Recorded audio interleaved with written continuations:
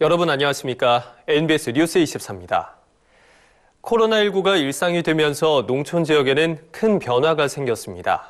바로 농업기술 교육이 비대면으로 진행된다는 점입니다. 네, 하지만 디지털 기기가 익숙하지 않은 고령동들에게는 비대면 교육은 그림의 떡에 불과한 상황입니다. 강창호 기자가 보도합니다. 이천시에서 쌈채소 농사를 짓는 71세 임영규 씨.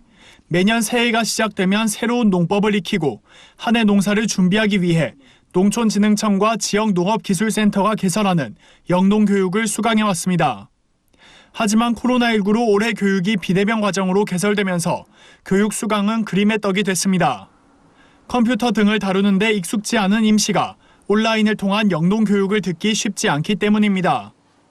집에서는 그게 컴퓨터가 아무래도 익숙치 못해서 화상으로 교육이라든지 이런 걸 접하기가 좀 어렵습니다. 처음에는 좀 시도를 해보다가 이게 잘 안 되니까 그냥 포기하는 이런 게 있습니다. 더 큰 문제는 농촌 고령자 가운데 비대면 교육을 수강할 수 있는 여건 자체가 없는 사람도 많다는 점입니다. 정보통신정책연구원의 조사에 따르면 65세 이상 고령자만 사는 가구의 경우 데스크톱 PC 보유 비율이 15.1%에 불과한 것으로 나타났습니다. 노트북 PC 보유 비율은 1.4%, 태블릿 보유 비율은 0%대입니다. 농촌 지역 대다수 가구가 65세 이상 고령자만으로 구성된 점을 감안하면 비대면 교육 여건이 매우 열악하다는 점을 확인할 수 있습니다. 이 같은 상황에서 줌 등 화상회의 형식으로 진행되는 비대면 영농교육은 실효성이 없다는 주장도 잇따랐습니다.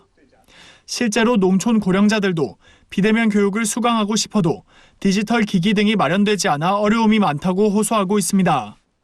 주변 농가에서 컴퓨터 사용하는 농가들이 많지는 않다고 생각합니다. 컴퓨터가 지금 이제 많이 보급돼 있지만 사용을 못하고 있는 현실이니까 교육을 해주는 그런 프로그램이 있으면.